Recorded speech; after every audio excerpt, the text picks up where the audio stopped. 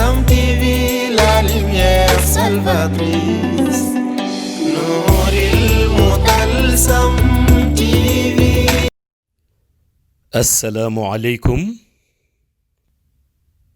Tabarakallahu. Nous saisissons l'occasion pour vous adresser notre ziyara à tous en ce mois béni de Ramadan.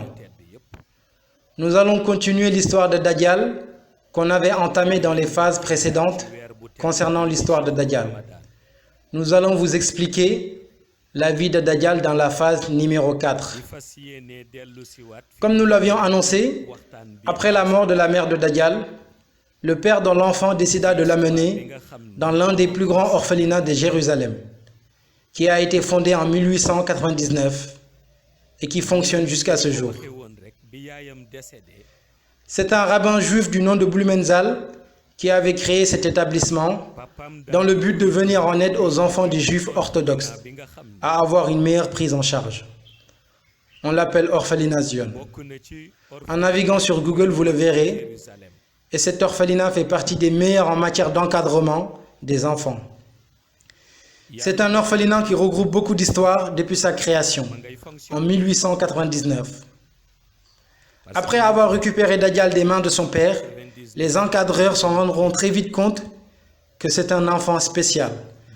Car contrairement aux autres enfants qui manquent manifestement d'amour maternel, Dajjal, lorsqu'il se retrouve tout seul, il joue et rit et semble discuter avec des créatures invisibles. Effectivement, Dajjal étant encore bébé, joue avec les djinns afarites qui viennent vers lui lorsqu'il est tout seul. Ce qui est inexplicable chez les encadreurs qui le voyaient rire et crier sans savoir pourquoi. Le plus surprenant, c'est que c'est Dajjal, bébé qui n'a même pas encore atteint l'âge de 2 ans, qui commande les djinns afarites. Les surprises n'en finissent pas, puisque Dajjal va encore choquer les encadreurs avec la manière dont il apprend à parler, en sortant de gros mots de sa bouche et parlant un hébreu très clair. Le père de Dajjal parle l'anglais et l'hébreu, mais Dajjal lui parle uniquement l'hébreu. Une autre particularité que les encadreurs ont trouvée sur Dajjal, c'est au moment de faire les tests d'éveil de mémoire. Lorsqu'ils donnent aux enfants des dessins à faire, ils se rendent compte que Dajjal ne touche même pas le crayon ou le papier qu'on lui a donné. Et à leur grande surprise, ils constatent en période de vérification que Dajjal a fait l'exercice de la plus belle des manières. Sachant que dans l'orphelinat Zion, il y a un endroit où on élève des animaux domestiques de toutes sortes.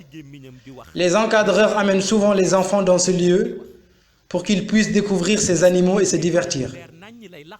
Ils constatent à leur grande surprise qu'à chaque fois qu'ils amènent le petit Dajjal à cet endroit, les animaux sont effrayés et s'agitent. Mais ce dont ils ignoraient, c'est que c'est les afarites qui accompagnaient Dajjal qui les effrayaient. Et c'est pour cette raison qu'ils n'amènent pas souvent Dajjal à cet endroit. Dajjal a très tôt été en solitaire.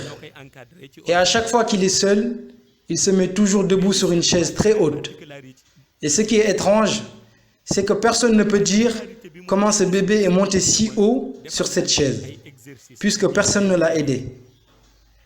Dajjal ne veut pas qu'on l'associe aux autres enfants. Donc à chaque fois qu'il est près d'eux, il pique une crise de panique, crie et pleure.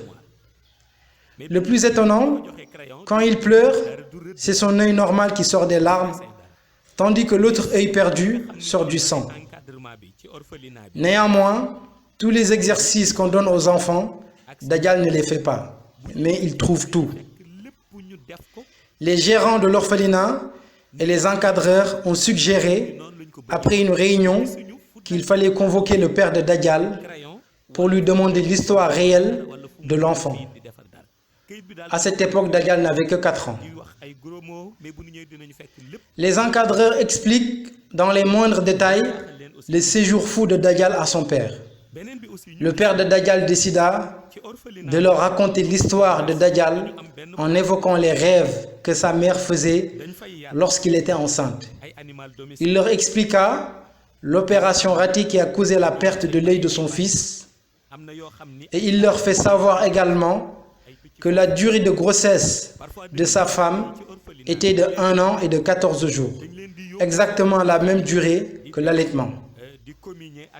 Il leur raconta l'événement le plus tragique qui a causé la mort de sa femme, et c'était au moment où Dajjal allaitait en suçant du lait et du sang en même temps, jusqu'à ce que sa femme n'ait plus aucune goutte de sang dans son organisme.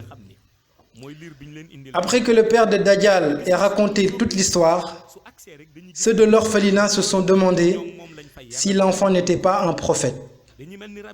Pourtant, avec toute cette histoire et ces manifestations relevant du côté obscur, ils auraient pu penser à une autre hypothèse outre que celle du domaine de la lumière.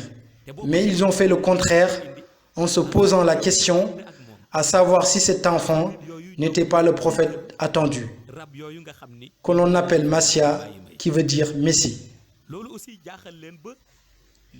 C'est en ce moment qu'ils ont commencé à l'appeler Massia, qui n'a alors que 4 ans. Massia en arabe, ça se dit Al-Masir, qui signifie le Messie. Le lendemain de sa visite à l'orphelinat, le père de Dajjal a été retrouvé mort chez lui.